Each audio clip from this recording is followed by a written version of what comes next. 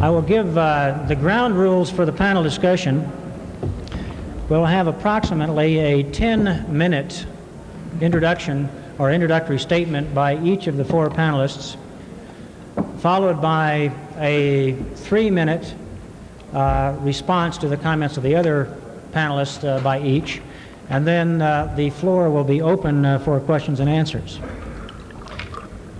There's been quite a bit of information circulated in the publications from the convention committee about these four gentlemen, so I won't go into any lengthy introductions. Each one of them is a person about which it can truly be said he needs no introduction. Let's see, on the far left, a strange place for him, is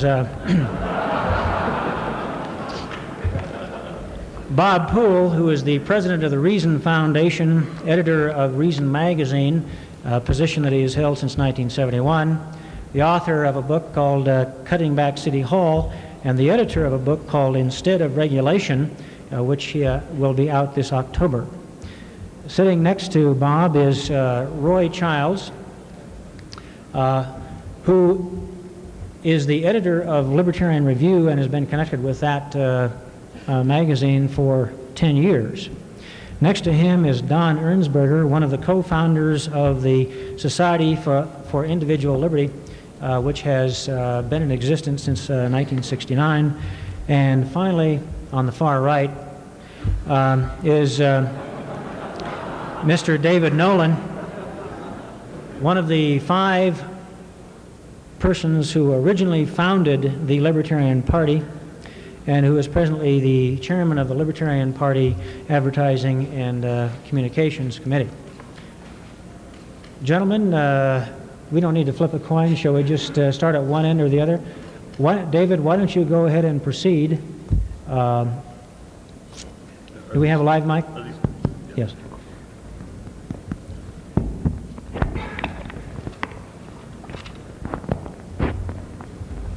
Testing, testing. Yes, we're all alive this morning. At least I hope we are.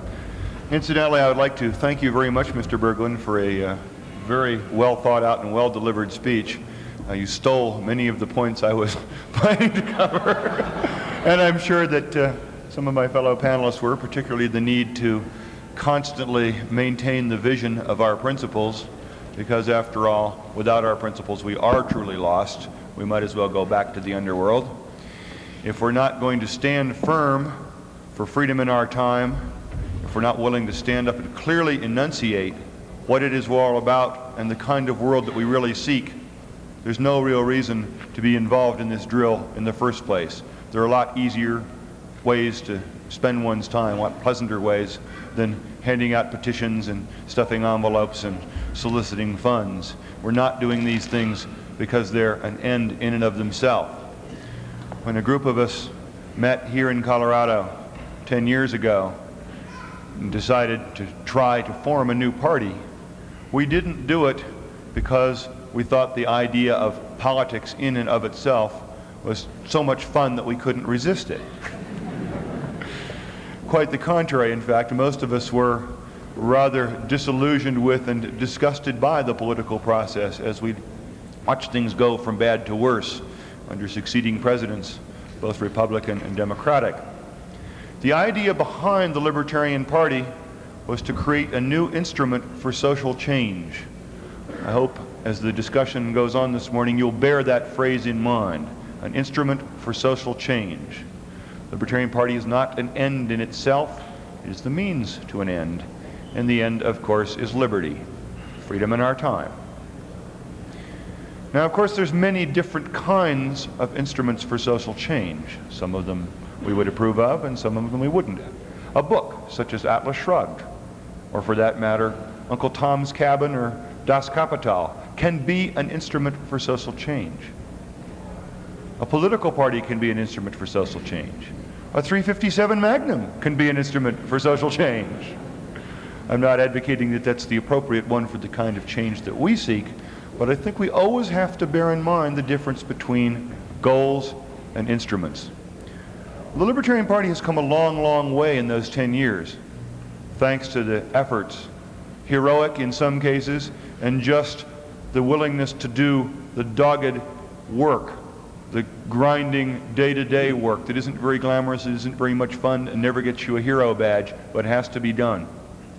It's the result of efforts by thousands and thousands of people, including, I'm sure, everyone or damn near everyone who is in this room. So after 10 years, we've come, I believe, to somewhat of a crossroads point. As Mary Louise Hansen said earlier, perhaps it is time to begin again. In a very real sense, we are here to reinvent the Libertarian Party. In our first 10 years, we've grown, we've developed our skills, we've developed our organization, we have learned how to apply our ideas to the real world in terms of articulating our stands on issues and relating them to the fundamental principles. But we've reached kind of a crossroads where we're at a point where we have to decide what kind of a party we want to be. Just as there are different kinds of instruments for social change, even within the framework called political parties, there are different types. And as some of you may have read in the article that I had in Frontlines magazine about 3 weeks ago, the identity crisis we face, as I see it, is one of whether we are a radical party, which is to say a party that in its strategies and in its policies and in its pronouncements strikes to the root of the fundamental issues confronting our society, or are we a reform party which accepts the given framework in this country as essentially legitimate and says, let's fix it up and make it better, but we don't question the fundamental legitimacy of the whole power structure that we now have. Those are two fundamentally different kinds of parties, and you can't be both at once. And in making the decision as to what kind of a party we want to be, we of necessity must choose our issues, our strategies, our resource allocations. Let's speak just for a moment about issues. The kinds of issues you address and the manner in which you address them is very strongly influenced by the type of party you want this party to be. Now, I think very few libertarians would disagree that particularly at this time, when we have a newly resurgent militarism in this country and an unstable world situation, as Murray Rothbard spoke last night, where the Soviet Empire is collapsing from within, we're in a very unstable time, and the overriding issue of this era is the issue of war versus peace. And we are the only peace party. The question becomes, how do we most effectively take that stance? How do we do it in a way that can't be co-opted? How do we do it in a way that does not lead us into the cul-de-sac of being dismissed as sectarian left-wing or right-wing cranks? I will submit, just as an example, that issue as an example illustrates that we can either deal with the underlying causes, or we can simply propose changes, tinkering in what exists, or we can address the underlying causes. And I would suggest, incidentally, that all of you, if you possibly can spare the time and can get away from the floor, Saturday, go to the panel on gold, paper, and war. The relationship between the monetary system and foreign policy is a critical linkage that is not being made in the public arena, and we are in a unique position to make it. We are the hard money party, we are the peace party. Those two issues go hand in hand. And if we link them, neither the liberals nor the conservatives can co-opt the position. The left can't take away the anti-war position if we clearly identify it with sound currency. Wars are almost always financed through inflation, through issue of fiat money. This is the kind of issue we have to address and the level on which we have to address it, in my opinion, if we're going to be a truly effective party at achieving radical awareness, in the proper sense of the word radical, as I used it earlier. The other great issue that we have to deal with in the context of deciding what type of a party we wish to be is the broad question of strategy. How do we allocate our resources? What tactics do we follow? Do we concentrate on races where we can have a good chance of winning, or at least having a significant impact on the election? Or do we run 2,000 candidates who are essentially missionaries? They aren't really going to win or necessarily even sway the election, but they're going to interject ideas. Those are both valid strategies. But we have to decide which we're going to do, because with our resources, we can't run lots and lots and lots of candidates and at the same time have enough resources to win a significant number of races. Another point under strategy is as our esteemed chairman has so accurately pointed out, we have to rid ourselves for once and for all of the delusion that by aping the rituals of the major parties, we can become treated as a major party. There are people who believe, I'm sure quite sincerely, that the things which will determine how much continuing national press coverage we get depends on things like which city we hold our convention in and what time of year we hold it. That is rubbish.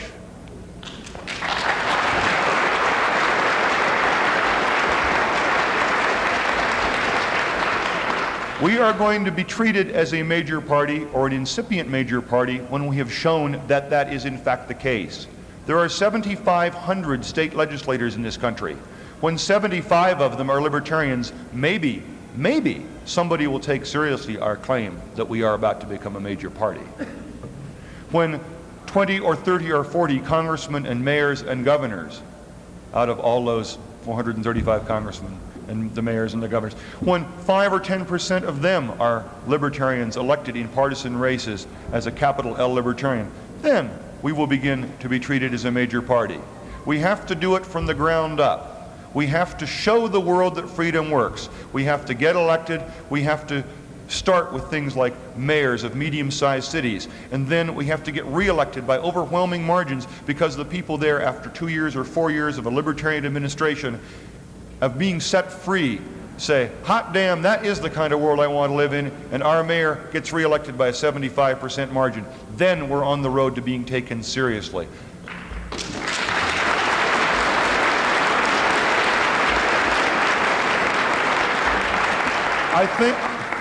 I think most of us, when we were small children in school, used to go through that little drill in the first or second grade called show and tell, and you'd bring in a robin's egg or whatever it is you brought in, and you would show it and you would tell it.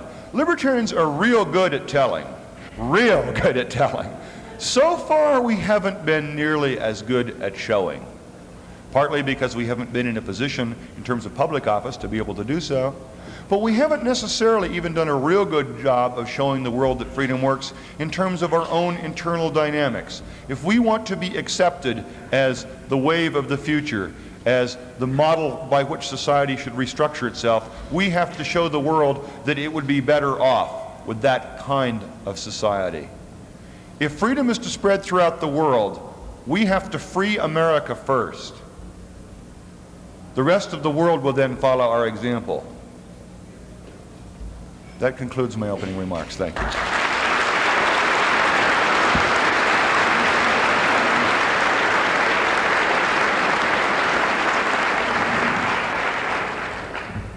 I would like to spend some time this morning in my first 10 minutes dealing with what I think is a very serious need for thought concerning long-run strategy regarding political process. I want to start by emphasizing that much of the literature that we see dealing with questions of strategy and tactics fails to really talk about ultimate long-range strategy and what it is that we are really all about as a political party. For example, I want to emphasize later that there's a very important principle in the relationship between tactics and strategy, and that is that once you determine strategic questions, then the tactics fall into place in terms of what particular tactical choices ought to follow strategic choices. And I think an awful lot of the time the debate that goes on within this party over tactical questions is unresolved because people fail to see that strategic long-range issues automatically lead one to choose tactical answers. Now, what I thought I would do is talk about the two long-range strategic views that I think are before us in terms of what the long-run strategy of the Libertarian Party is. I want to give for your consideration essentially two long-range political options, strategic options. The first option is what I think is the most popular option, and in my own view is that it's probably the one shared by most people here. And that is what's essentially known as a political takeover strategy. I think it's fair to say that most people in this room look, as far as a long-range scenario, at a situation that's essentially this.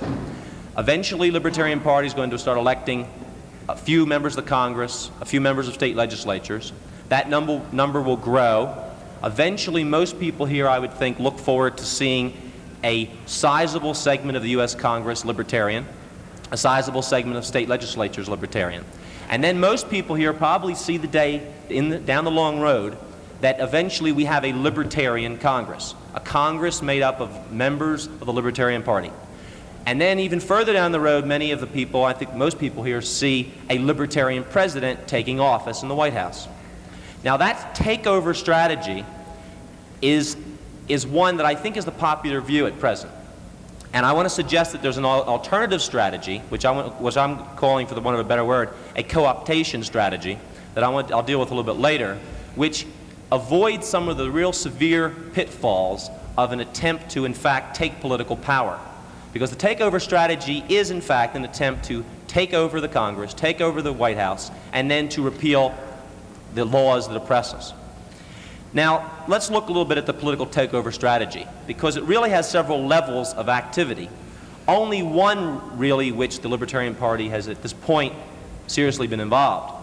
The first level of the takeover strategy is the campaign level. And this level comes quite easy to libertarians, because libertarians, by and large, like to talk to people. They like to speak about their ideas. They like to talk about where they stand on every issue that comes down the road.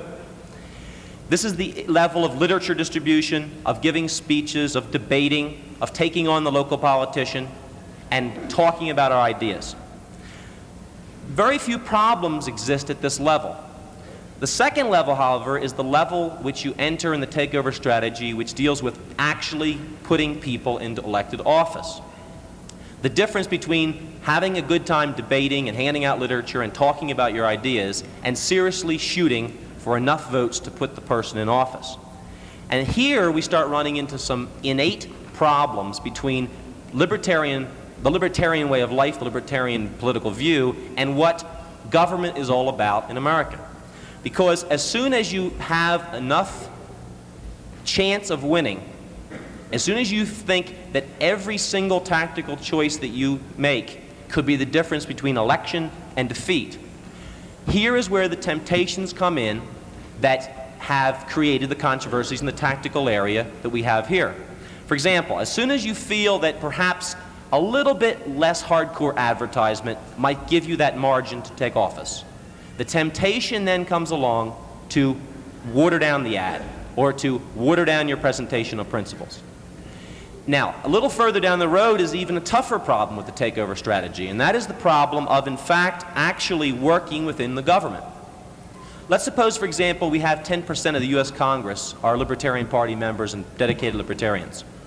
The realities of politics are such that in order for any move to be made in the direction of freedom, these elected officials are going to have to make choices on a day-to-day basis of voting for slight trims here, of being approached to make deals such as, I'll vote for your libertarian bill if you'll vote against something that's a little bit too radical for the consensus of the Congress.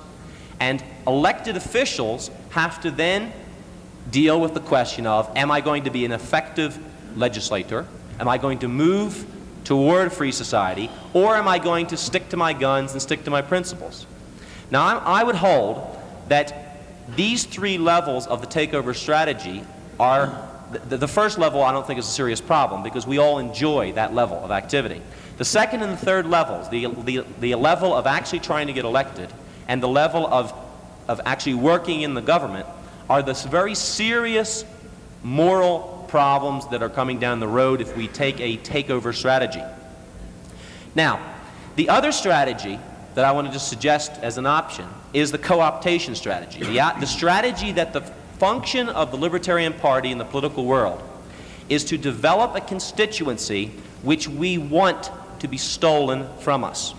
That is to say that the strategy says that what we want to do is to develop a constituency in America that becomes large enough that the other political parties see that for them to survive, they must appeal to those constituents and steal those voters from us.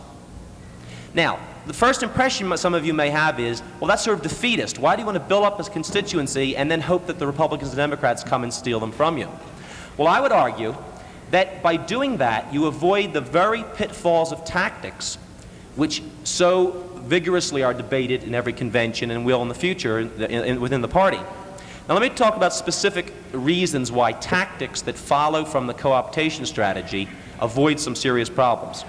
For example, one problem of the takeover view is that the psychological type that tends to be attracted to a political movement which is seriously trying to take offices and seriously trying to work within the day-to-day dealing in government, quite frankly, is the psychological type that really likes politics. They get a kick out of running up to people and saying, look, I've got a deal. You vote for this and I'll vote for that. And I would argue that if we adopt the takeover strategy, we are going to attract to our party the kind of psychological person who enjoys politics, truly enjoys the dealing, enjoys the glamour, the balloons, and all the rest of politics. Now, quite frankly, I'm concerned even at this point about this psychological type problem, because I've been extremely bothered in the last year by the growing amount of space in libertarian publications, the growing amount of time in libertarian discussion groups and in conventions that's spent on the, quote, intrigue and enjoyable aspects of the political game. It truly bothers me that so much space is spent in leading libertarian publications on such things as the personal attacks going back and forth between personalities, the intrigue talking about, well, who just lost this position and why that happened and who called who what, and all the fancy names that are popping up for a lot of individuals involved in the party. Quite frankly, I've got to the point myself where, as publications come in, I almost consciously try to take the publications and tear them in half and read the good quality articles that are there about foreign policy issues, domestic issues, and throw the rest away. Because quite frankly, I see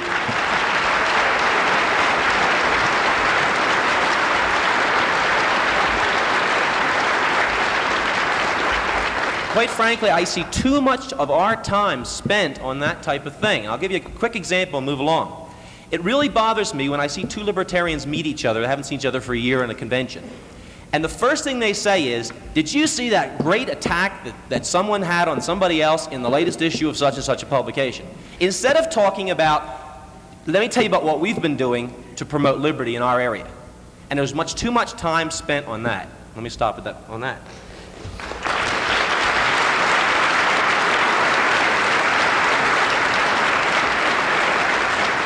Now, in my remaining time, let me talk about how tactics fit into strategy choices. Because I think that the thing that attracts me personally to the co-optation approach is that it tends to result in tactical choices that avoid the big problems. Now, let me just deal with a couple of these choices. There's always been the debate between should we approach the electorate based upon pure principle, spelling out moral arguments, spelling out principled arguments, or should we devise programmatic approaches where we talk about, well, this year we'll do this, and then 5 years later we'll do something else, and we'll kind of weed things out and trim things down. Now, if we adopt a takeover strategy, I would argue that the natural tendency of the party will be to start with principled view and to move toward the programmatic. Because as we see greater chances of takeover, we want to convince greater numbers of voters that we need that 5% or that 8% or that margin to take office. Now, on the other hand, in the co-optation strategy, the tendency tends to be just the opposite. The party consciously makes a point of staying out in front of political consensus in America.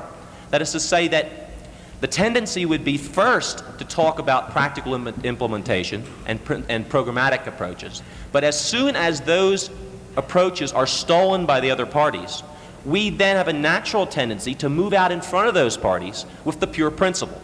So I would argue that the two choices in strategy, co-optation and takeover, lead us to exact opposite relationships in the terms of the tendency to go from pure principle to application.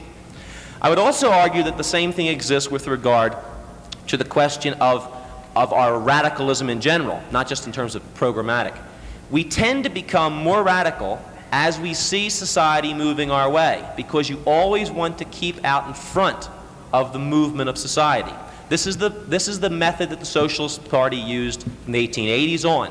The Socialist Party it's quite clear, never adopted a takeover view in this country. They adopted a co-optation view, which has resulted in the translation of most of their party platforms into the mainstream of both Republican and Democratic thought in our country today. Moving toward the radical is the natural tendency of a co-optation approach. Let me deal with another tactical area and then stop. There's a question about co-endorsements that was settled by this party quite a while ago, but I would like to argue that, in fact, the question of co-endorsements is another tactical issue which should be decided by picking a strategic approach first. For example, if we truly believe in the takeover approach, it is then quite foolish to go around and co-endorse Republicans and Democrats for office. And I asked 2 days ago some people from Texas, what happens in Texas when Ron Paul runs for office? Are there active Libertarian Party candidates opposing him? Is there co-endorsement, or is there kind of nothing said? And because this strikes to me as an issue that's coming down the road. If we take a takeover strategy, then clearly co-endorsement is foolish.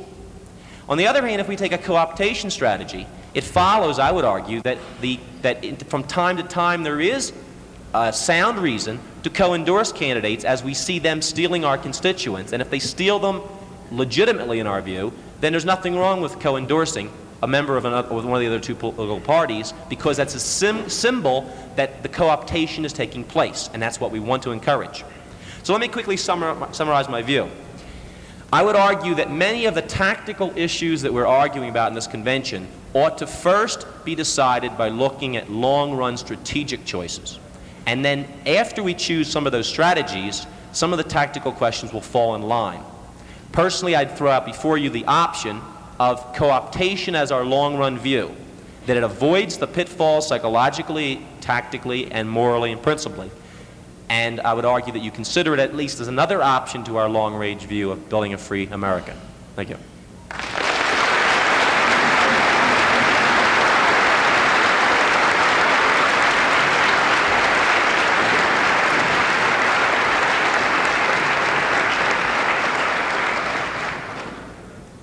I'm Roy Childs.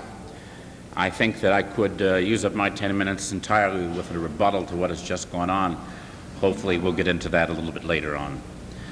I would like to say that throughout the course of the week there are likely to be a number of conflicts, arguments, discussions, and fights. This is natural. This is part of human life. It's part of a political party or any other group that wants to institute change. However, I think it behooves us to remind each other why we are here and what we are all about and what it is that unifies us and what common enemy it is that unifies it, and that is the state, the government of the United States and the other governments on this planet, which has carved up the earth and made the earth into a slaughterhouse. They're slaughtering people all over the world, in left-wing countries and right-wing countries. In this country, government grows day by day. Militarism is growing. The social agenda of the moral majority is going to be coming out of the closet. We have to fight for liberty by means of fighting the government programs which are going to be shoved down our throats by anyone, left or right, liberal or conservative, Republican or Democrat, in the foreseeable future. If you ask me what kind of political party I want to see us become, it is the first strategy, one which aims to achieve positions of political power in this country and dismantle the system of government domination of our lives as quickly as possible.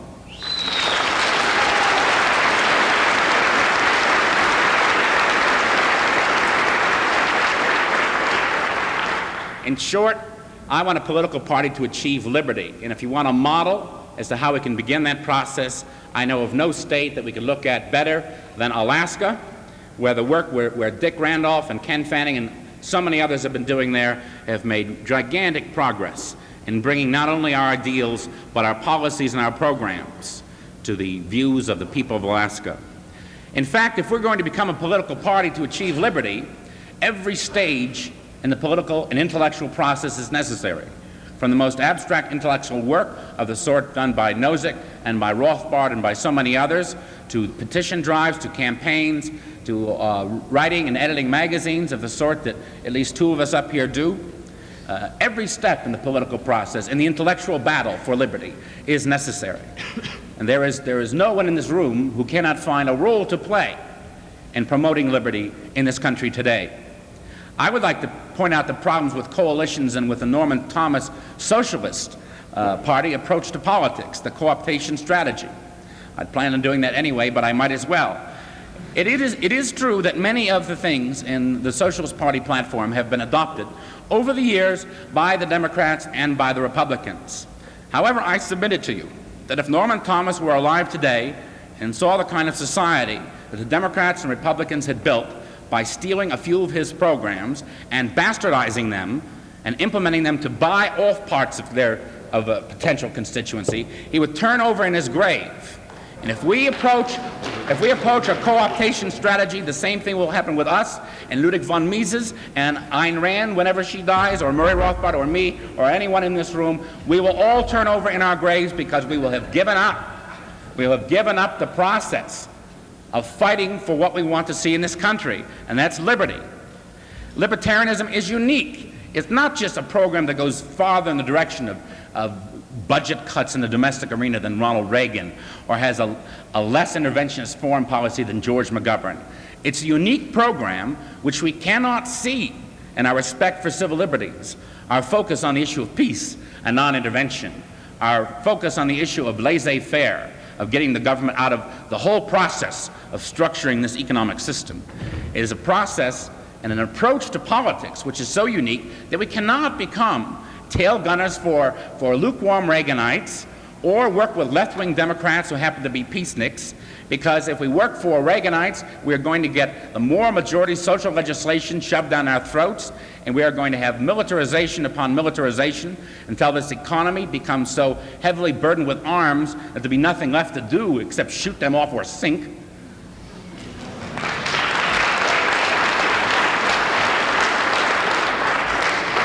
And as for those leftists and liberals, however many exist today, who want to cut back in the military, we can go along with that. And they talk about funding human needs. Well, I've got news for them. The real human need here is liberty, for people to live their own lives as they see fit in America and elsewhere around the world.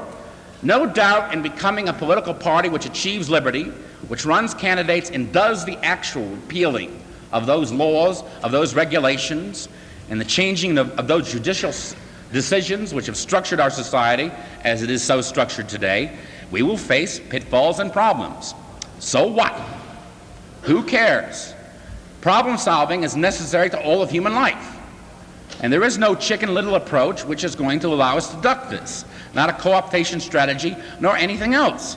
It is true that we face a problem now, and many of the arguments and discussions over the last few months have raged over the problem that we are having a transition from purely talking about abstract theoretical principles like the non-aggression axiom or laissez-faire capitalism or a voluntary society to proposing actual programs and policies to move toward that.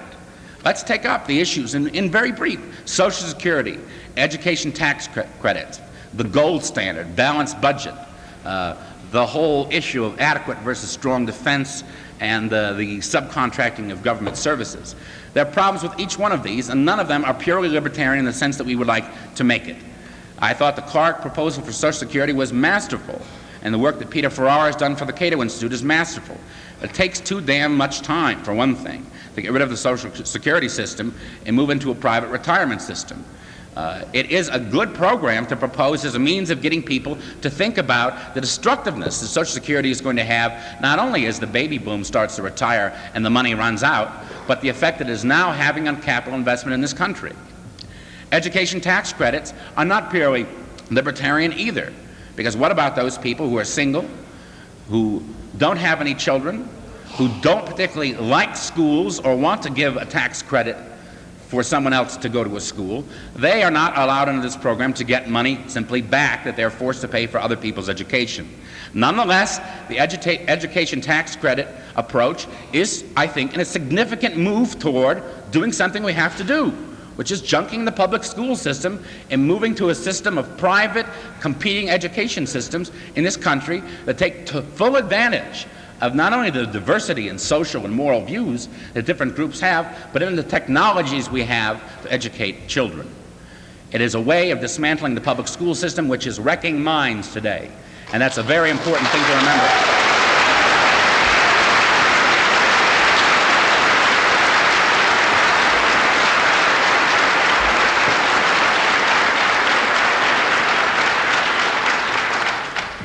same thing could be said about any one of a number of things over which we've been quarreling. The gold standard, for example, is not a libertarian issue. Our approach ought to be that of Hayek, the denationalization of money, getting money supply out of the hands of the government.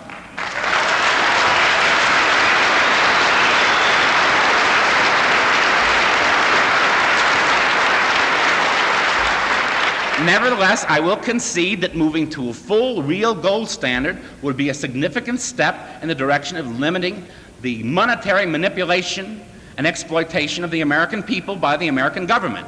It would be a significant step to take.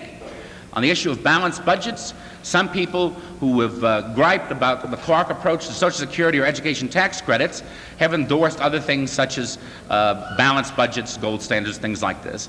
Now, we should endorse a balanced budget, but we should want to balance it as low as we possibly can, aiming for the optimum of a zero government budget.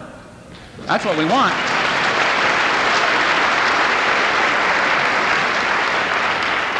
I won't say much about the conflict between those who want an adequate versus a strong defense, because I don't even know what is being talked about here. I mean, there are so many differences among even educated, very well-read people on the issue of strategy, arms, and this sort of thing, that the whole issue of national defense is a can of worms. Nonetheless, these are important things for us to discuss in terms of how we ought to move, in addition to adopting a non-interventionist foreign policy, how we ought to move in the direction of our defense policy. What ought we to do? Should we junk the MX, the B-1, so on and so forth? These are important principal issues, but they're done as part of a policy to limit, restrain, and restrict government power whenever, however we can. I'll take a quick crack at Bob Poole and the whole issue of subcontracting government services to private enterprise. This is not a purely libertarian program either. It's a variant of feudalism, so long as you retain government monopolies over certain essential public services.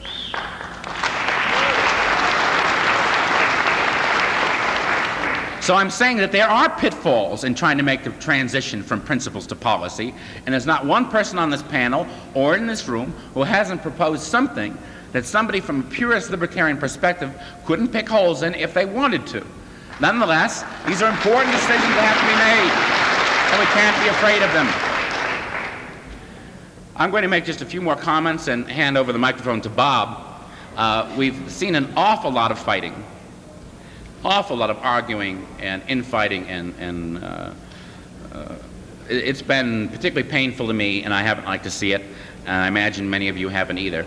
I'm 32. I've been a libertarian since 1964, and I've been involved in the libertarian movement since 67 when I worked with Bob Lefebvre. It's a long time. I feel like an old man. I've always seen these sorts of fights, and they will continue. Partly this is because of what we might call the phenomenon of the new class in the Libertarian Party, a new class of intellectuals who will debate and argue endlessly, and I am one of them. I am one of them. But I want to point out that because there are problems in making the transition from the principles to the policies we want to advocate and vote on, there is never going to be agreement on specific programs by intellectuals or people who study much in specific issues. There was a point at which I agree with Murray Rothbard on about 95% of his views. Apparently the gulf has widened somewhat over the last couple of years. I sometimes hope that someday I'll see a disagreement between Murray and Bill Evers. But for very large numbers of intellectuals, coming from as diverse roots as we have, you're not going to get specific agreement on specific programs and making the transition from principles to policies and programs. So the important thing to keep in mind, if we're going to be a political party that wants to achieve liberty, is we've got to avoid something. We've got to avoid the rule or ruin approach by anyone to specific policies. And all you have to do in history, if you want to look at how damaging and destructive this can be, is look to the fragmentation of the left, where there are 9,000 little socialist workers and labor parties and other things under the sun, all over the place, each who's split off over some minor little thing and then never kept the overall picture in mind. I think that we have to accept the fact that different candidates running for different offices are going to propose different specific programs and policies that they see, using their own best judgment, as being the best way to illustrate and implement the principles that we all uphold together. We all uphold together, and we've got to accept that diversity, those competing strategies, and there's no way around that.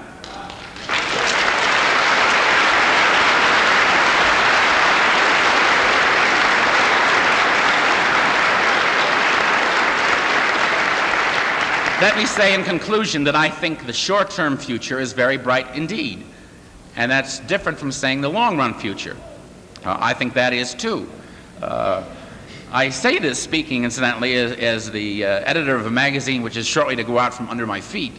So my optimism, I think, is far less personal than it is political and strategic.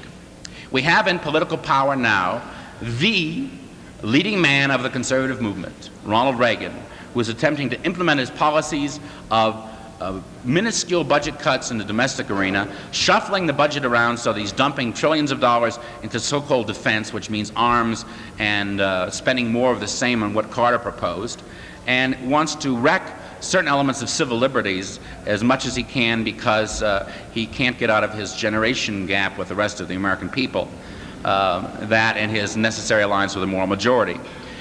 I think that if Ronald Reagan's foreign policy continues in the direction that it has been set upon, and he spends his 1.4 or 1.6 or however many trillion dollars on defense, quote-unquote defense, over the next 4 years, you are going to see the wreckage of the Reagan economic program.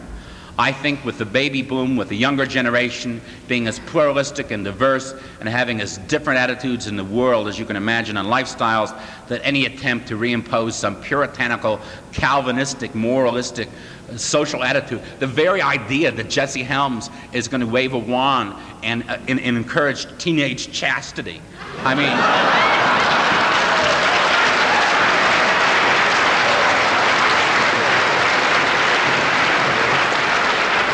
I mean, ladies and gentlemen, I can't wait to watch that one. So his foreign policy and his civil liberties programs are going to wreck his minor, minuscule improvements in economics. We have to be there to present a coherent package deal of non-interventionist foreign policy, of full respect for civil liberties and abolition of victimless crime laws, and we have to be there advocating not some neoconservative, conservative social welfare state that is more efficiently run than it was under Lyndon Johnson or Richard Nixon. We have to be there with a real alternative and a real political party to achieve liberty in our time. Thank you.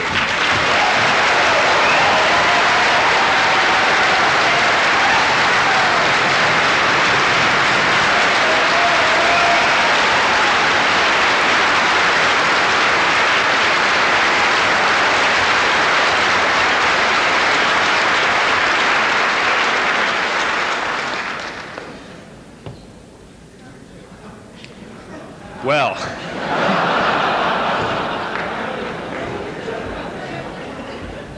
being as I'm not running for anything,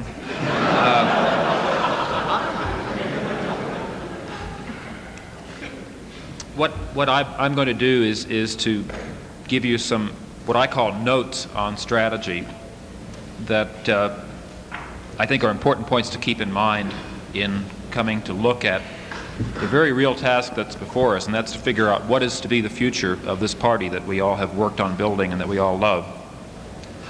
Just a prefatory remark, and that is the following. You should be very, very cautious about anyone who tells you that he knows what sort of strategy will achieve a free society. The reason for that is very simple. It has never been done before, and there is no blueprint. Nobody knows what will work, very simply. So that all that I claim to be offering today are a few hypotheses, and very tentative ones at that. I'd like to focus in for the most of my remarks on who I think our constituency should be as a political party. And let me start by saying I think we as libertarians, specifically as the Libertarian Party, have missed the boat on the biggest social change since the New Deal in this country, and that is the revolt of the middle class leading to the support of Ronald Reagan and the Republican Party.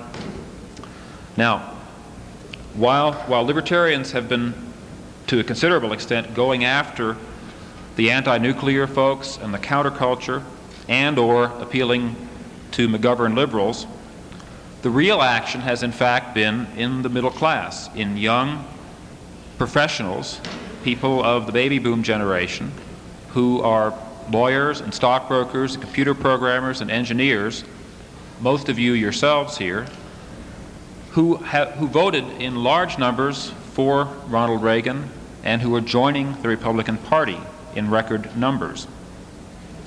Let me give you a few points of evidence that indicates what this is all about, and that it's not simply support for the traditional Republican Party.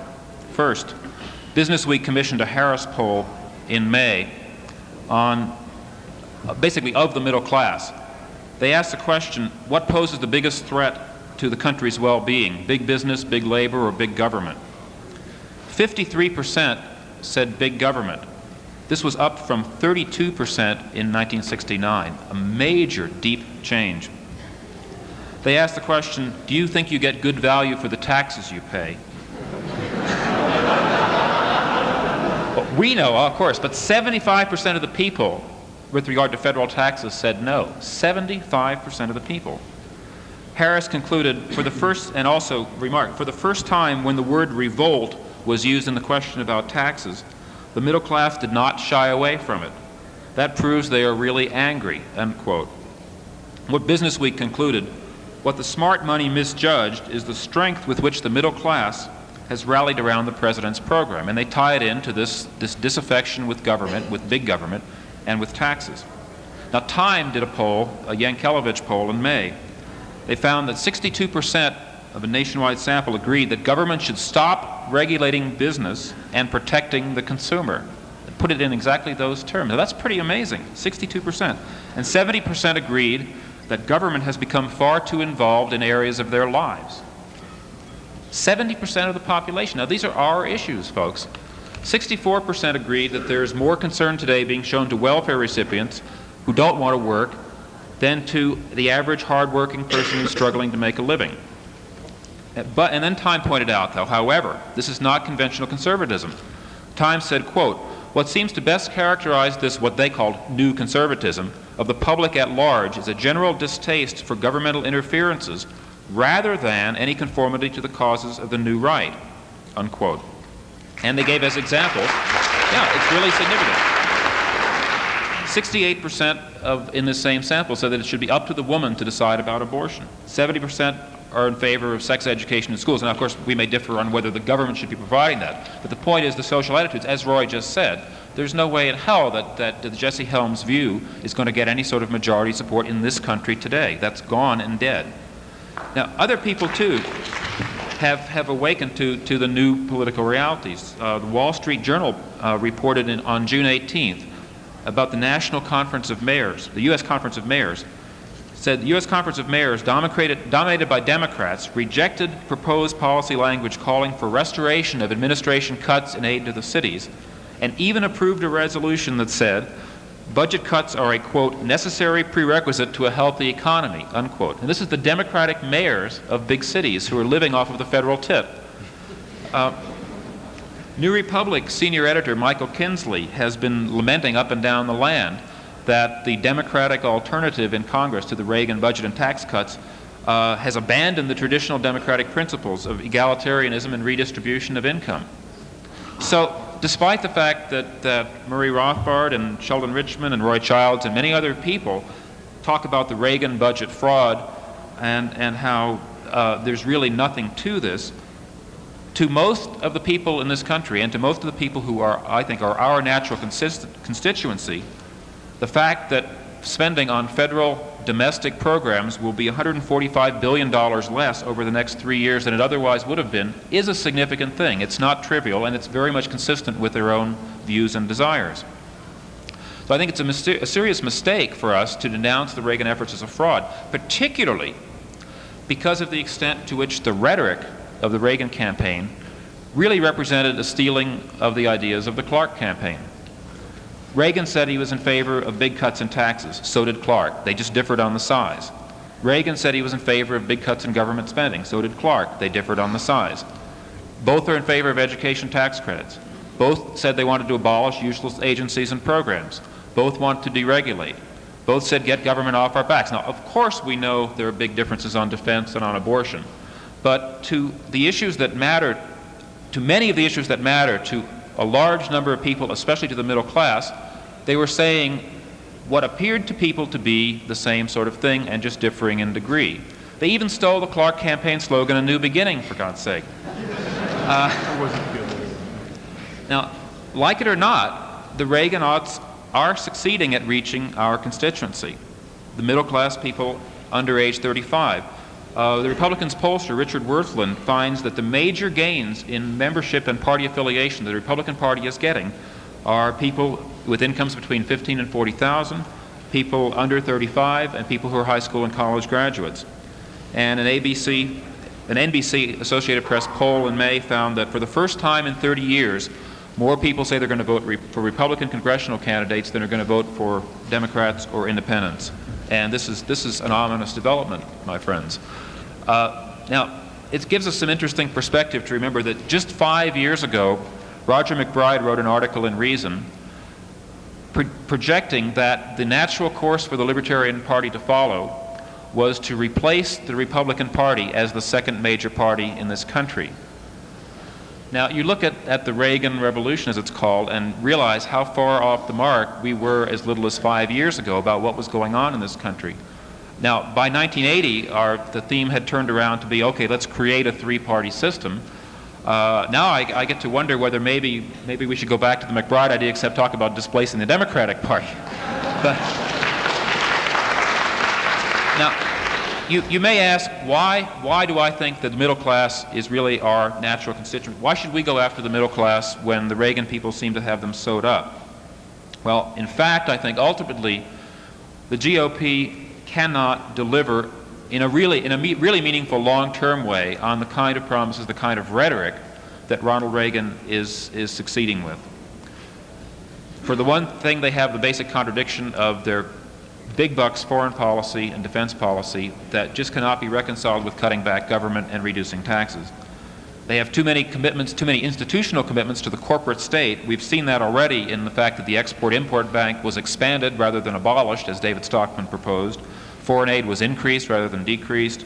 Tobacco subsidies and sugar subsidies are being increased or at least held constant instead of being cut, and so forth. The Republican Party as a party has way too many ties to the corporate state to be able to deliver over the long term in a really significant way.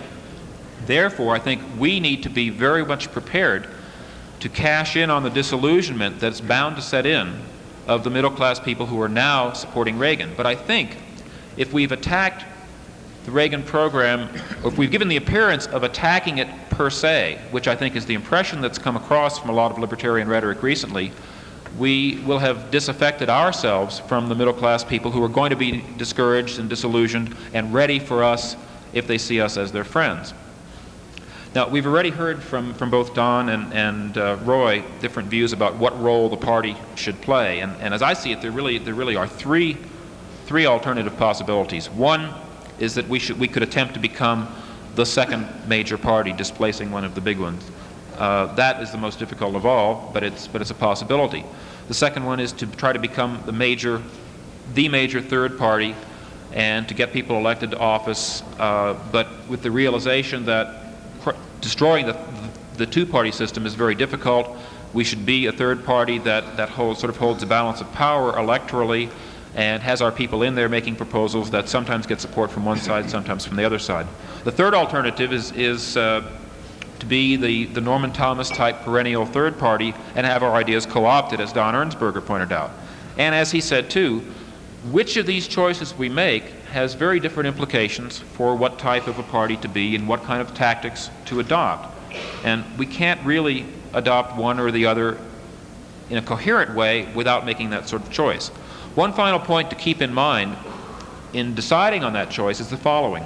It's crucial that we remember that the Libertarian Party is not the same thing as the Libertarian movement. The Libertarian movement consists of a whole diversity of people, of think tanks, of activist organizations like SIL and SLL and SLS and others, of libertarian academics in universities, of people writing in journals, of people working in activist organizations like the Council for Competitive Economy and the National Taxpayers Union. Each of these can play different and valuable roles, and the Libertarian Party doesn't have to do everything. It's one part of the fight for liberty, and it should be coordinated with the other parts in the movement. But it doesn't have to do the whole job itself, nor should we expect it to. It just doesn't make sense. They all have vital roles to play, and they can all work together whichever identity the Libertarian Party decides to adopt. I really don't have a recommendation on which we should adopt. I think we should just decide on one or another of these identities and then work out tactics and strategy that makes sense with that. And with that, I'll close and turn back the mic. Thank you.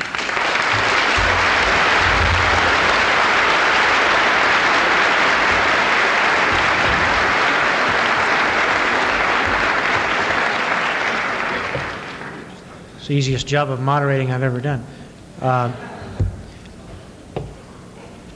We had talked about a 3-minute shot for each to deal with the matters brought up by the others. So why don't you just go ahead, David? I don't know. See, we have the Clark lunch at 12, right? That should give us just about time for us to get down the row once, and then that'll be about it. Go ahead.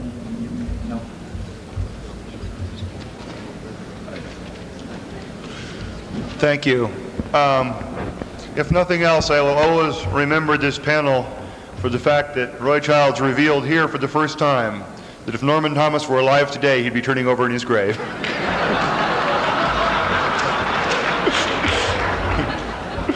Roy has a real way with words.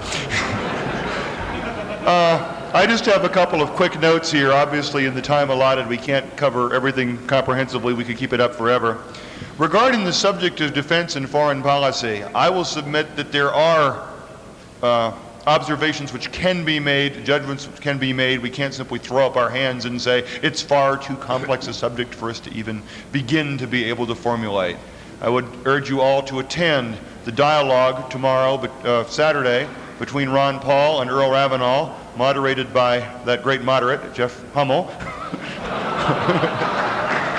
I seriously think it's going to be a very, very interesting exposition on what is perhaps the crucial issue of our time.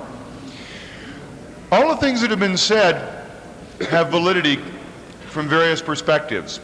And the only real comment I can make as a wrap-up at this point, I think, comes back to an observation by Leonard Read a number of years ago.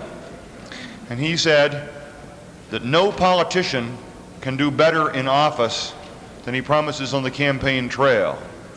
Almost without exception, and I challenge anybody to think of any significant number of exceptions, almost without exception, they deliver less than they promise.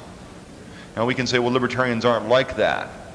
But nonetheless, I think if we start to compromise what we're proposing before we're getting anywhere near the levers of power, and there's certainly considerable strategic and moral question as to whether seizing the levers of power is really what we're all about.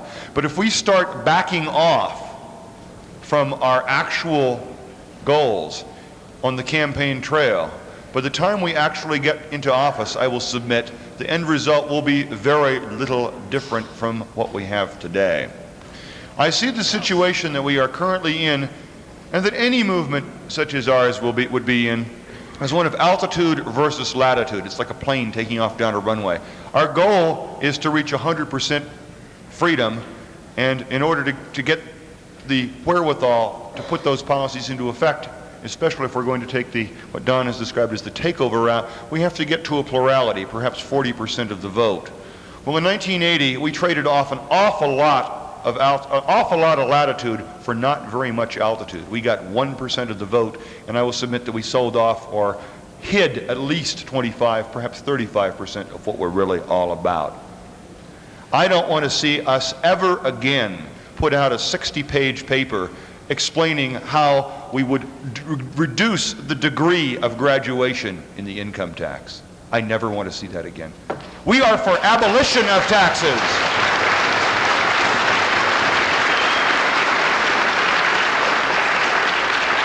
The kinds of things that libertarians have been saying in the last year, and I'm not faulting them personally, are the kinds of things I would be delighted to hear a Jerry Brown proposing in Democratic primaries, or a Phil Crane talking about in Republican primaries, because that would be strong evidence that that process of radicalization of the electorate had occurred. Because when somebody who's out there trying to win a major party nomination says things like that, it means that those are things that are now being seriously considered.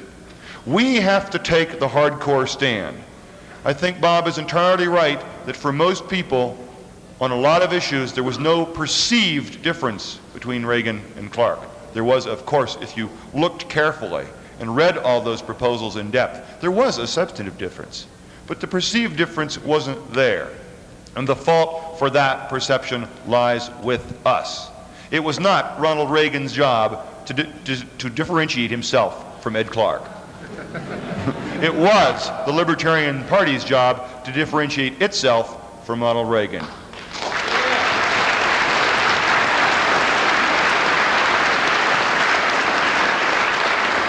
Let's not be afraid to say what we really believe in. The argument, if we can't tell them the truth or they won't vote for us, well, we didn't tell them anywhere near the whole truth, and 99% of them still didn't vote for us. Let's tell it like it is. Let's say that we don't want ever again to see Americans drafted and sent overseas to die.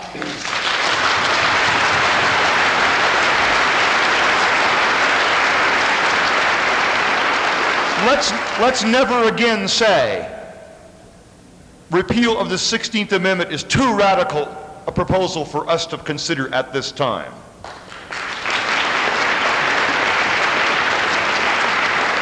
Let's never again say we want to decriminalize soft drugs.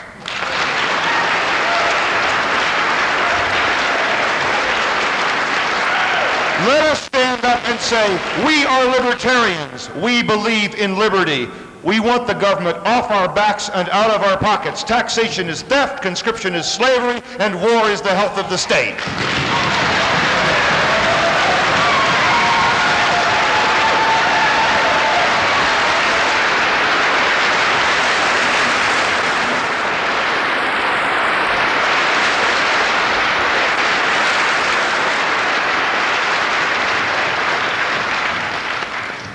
I'll make a few reactions to comments made.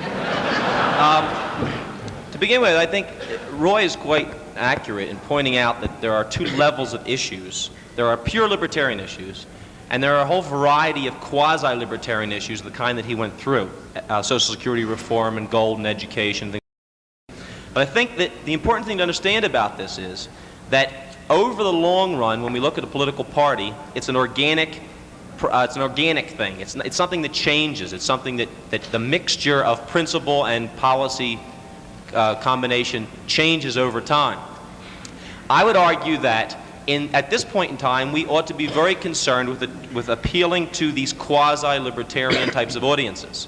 But as time goes on, our natural tendency ought to be to move to the radical, not to move to the programmatic. Our tendency should be to move more and more radical year and year as years go by.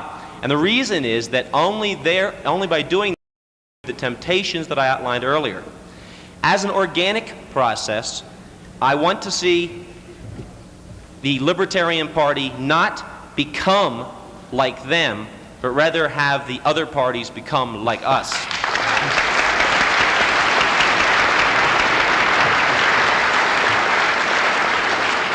Now, Bob mentioned that various polls that have been taken that talk about the middle class and how they are potential libertarian constituents.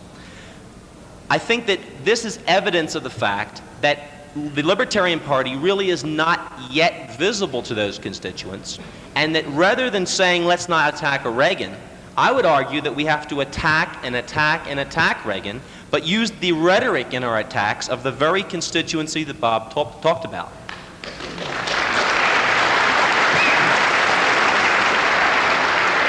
And finally, I think we all agree up here that none of us have the answer to the strategy. My main point in bringing up the co-optation view is I think we ought to all consider that perhaps our real dream should not be everyone here sitting in the U.S. Congress voting down legislation, but rather, as Dave started by saying, that really the Libertarian Party is an instrument for social change. That doesn't automatically mean that we sit in the seats in the state. Thank you.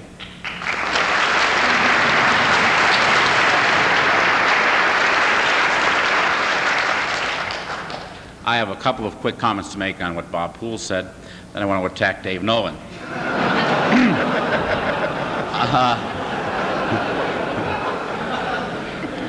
Let's accept, this is a part of life. It's okay.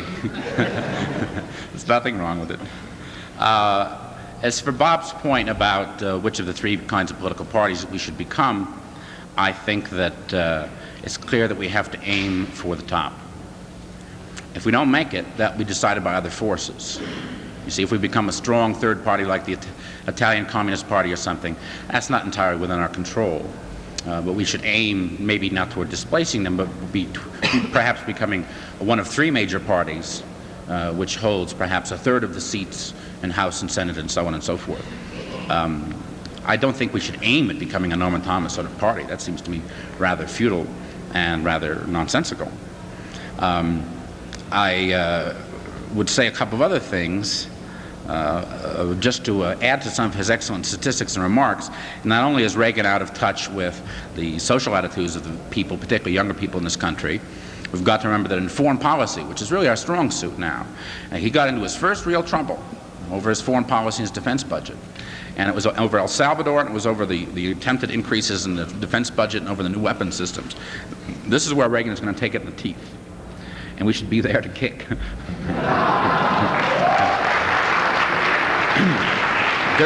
During the manufactured crisis in El Salvador, the White House mail, according to inside sources, was running 10-1 against the Reagan policies. The polls never got more supportive than Reagan than 6-1 against him. So much for that. Now, Dave Nolan. Since you've taken a few side swipes at the Carr campaign, I will take a few side defenses of the Carr campaign. The taxes and spending white paper proposed specifically $200 billion cut in the first year and said it wanted to go on from there. As a transition demand, it doesn't seem to be anything wrong with it. It was itemized. Now, if we want to talk about pure libertarian principle, let's can the crap about the gold standard, Dave, and talk about denationalization of money. I'm for denationalization. All right, then stop talking about a gold standard.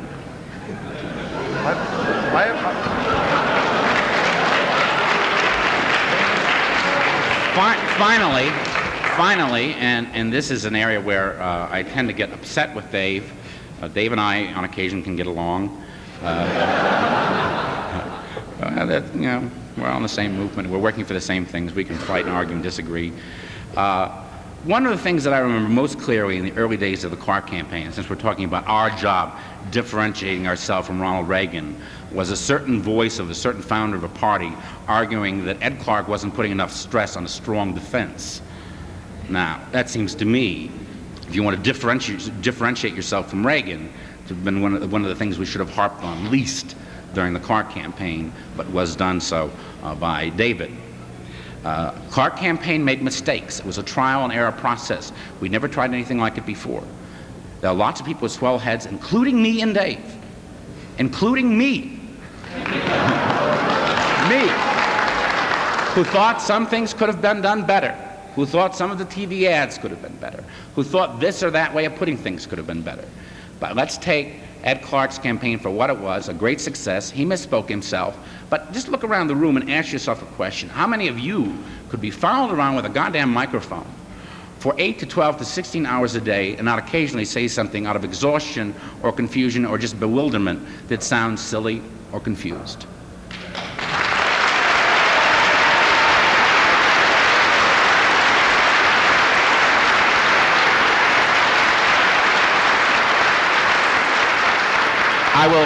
I will simply conclude by saying that we can shout taxes or theft and wars, mass murder, and all these other things, and I'm all in favor of it, and I can shout as well as anyone.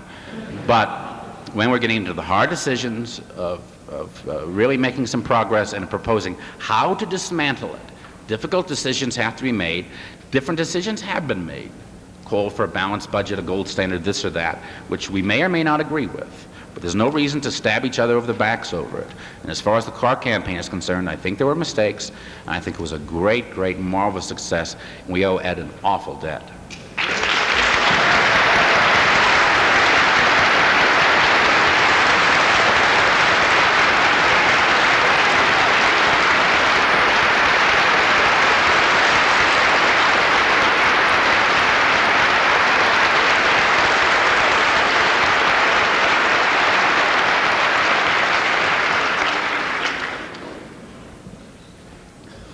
Just a couple of quick observations. Sitting up here and hearing the different ideas being proposed, it is a little bit frustrating to know that I don't think we have any mechanism within the party at this point really for deciding on a strategy and then drawing the logical conclusions from it. We do our platform pretty much on an ad hoc basis.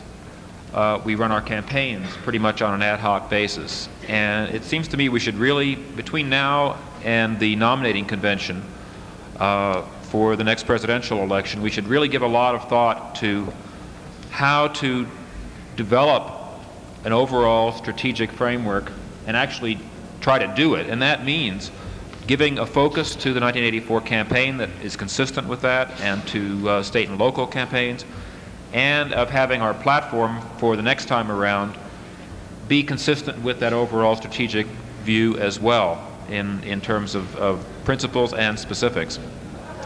Secondly, since I was attacked just briefly on the issue of private contracting, let me just say a word or two about that.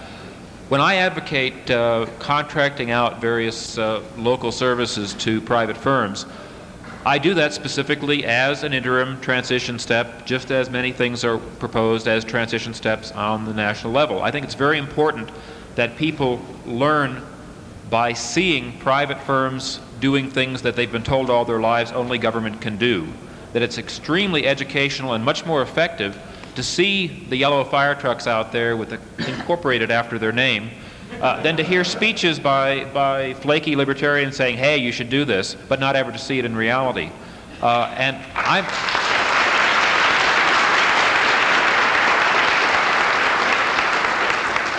I'm the last, I am not one ever to defend private grants of private franchise monopolies. Once we have made the step from government provision of a service to private contractor provision of a service, then you will notice me saying things like, in the case of garbage collection where that's often been done, now the next step is to get out there. Why can't people have a choice? Why don't we have open competition in this field? Once people have learned that it's okay for private firms to be involved, then we go to full I just think that's a more effective and efficient way to go based on my experience of seeing how the world works. I don't say it's the only way you can advocate, but I found it seems to come across better. Finally, one point about our image as libertarians.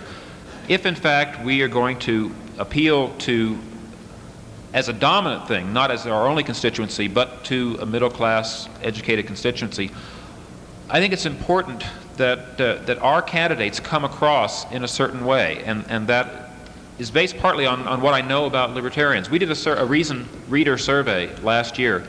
We found that over 20% of our readers have home computers as of a year ago. 44% of them work with computers in one way or another in their jobs.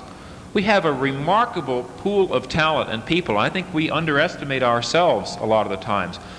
And if we take advantage of this, take advantage of the intelligence and talent and capability, and focus on the idea of having our candidates be the super competent people, the people who have all the answers, who have the analyses, the data, the facts and figures at their fingertips, we can be running thousands of David Stockmans all across the country who make other people look sick because they don't have the answers and we do. We have the talent and the means to do that, even though we don't have the money. And I think that's one of our real comparative advantages that we should take advantage of. Thanks.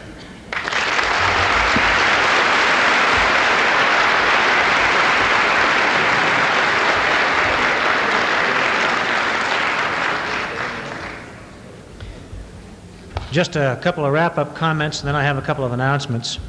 It was almost a year or so ago, I believe, at a national committee meeting when I raised the idea that we were sadly lacking, as Bob Poole just commented, in some sort of institutionalized method of developing and defining a strategy for this organization.